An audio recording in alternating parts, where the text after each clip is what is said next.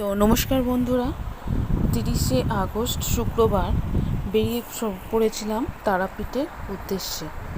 তো এখানে আমরা তিনজনই গেছিলাম। আমি গেছিলাম, বড় মশাই গেছিলো, আর আমাদের পুচকু গেছিলো, যে আমাদের সাথেই থাকে সবসময়। তো যাই হোক, সকালবেলা রেডি হয়ে মানে জাস্ট ব্রেকফাস্ট করে আমরা 11টার 10:30 মধ্যে বেরিয়ে পড়েছিলাম, কারণ আমাদের ট্রেন ছিল দুপুর 1টায়, 12:55। তো সেই জন্য আমরা তাড়াতাড়ি রওনা দিয়েছিলাম। আর আমাদের এই যে এত গরম পড়েছে বাইরে, আর সেই জন্য গাড়ির ভিতরে এসিও চলছিলো। এসিটা একটু কম করছে বলে আমার পুচকুটা দেখেছো, মানে ওর এত এসি চলছে তাতেও ওর গরম লাগছে। তাহলে শরীরে কতটা গরম লাগছে তাহলে তোমরা ভাবতেই পারছো। তো যাই হোক, এই দেখতে পাচ্ছ তোমরা, আমাদের ট্রেন ছিল কলকাতা স্টেশন থেকে।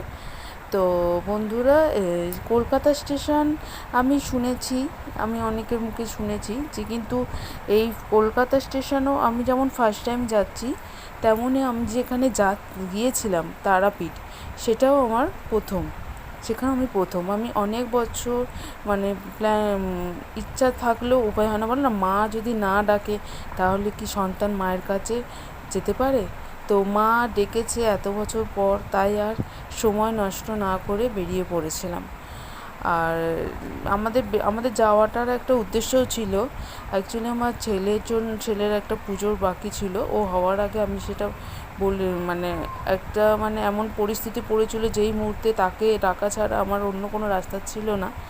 সেই জন্য আর কি আমি সেই সময় মাকে ডেকেছিলাম, বলেছিলাম আমার ছেলে কে নিয়ে আমি তোমার কাছে পুজো দিয়ে আসবো। তেমন কিছু মানসিক করিনি, জাস্ট বলেছিলাম যে পুজো দিয়ে আসবো।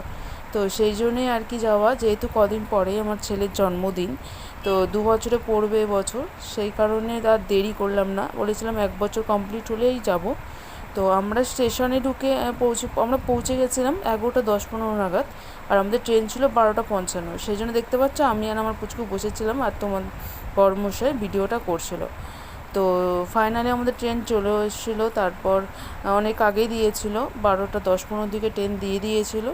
আমরা ধীরে সুস্থে একটু হাতে টাইম নিয়ে আমরা বেরিয়েছিলাম, যেই কারণে, কারণ বাচ্চা আছে তো সাথে, ব্যাগও আছে, 2জন মানুষ, সেই জন্য আর কি।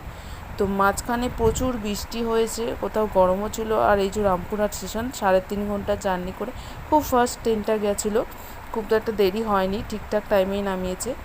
আর আমরা ওখানে যে যে মায়ের মন্দির, যে সরণিটা আছে, সেই সরণির মধ্যে এই যে দেখতে পাচ্ছি ত্রিনয়নী।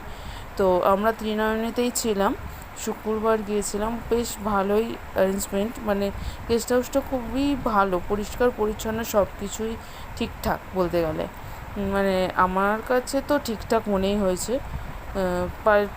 প্রাইস আমরা তো অনলাইনে বুক করেছিলাম, তো সেই জন্য সেইখানে বড়মশাই সমস্ত ব্যবস্থাটা করেছিল অনলাইনেই, যেহেতু তার 2 দিন পরেই ছিল কৌশিকী অমাবস্যা, সেই জন্য একটু চাপে ছিলাম।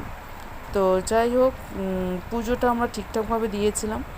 আর তারপরে কোথায় কী ঘুরেছিলাম সমস্তটাই তোমাদেরকে দেখাবো। তো আজকের ভিডিওটা এই পর্যন্তই বন্ধুরা, কেমন লাগলো অবশ্যই জানিও। Tata, bye bye.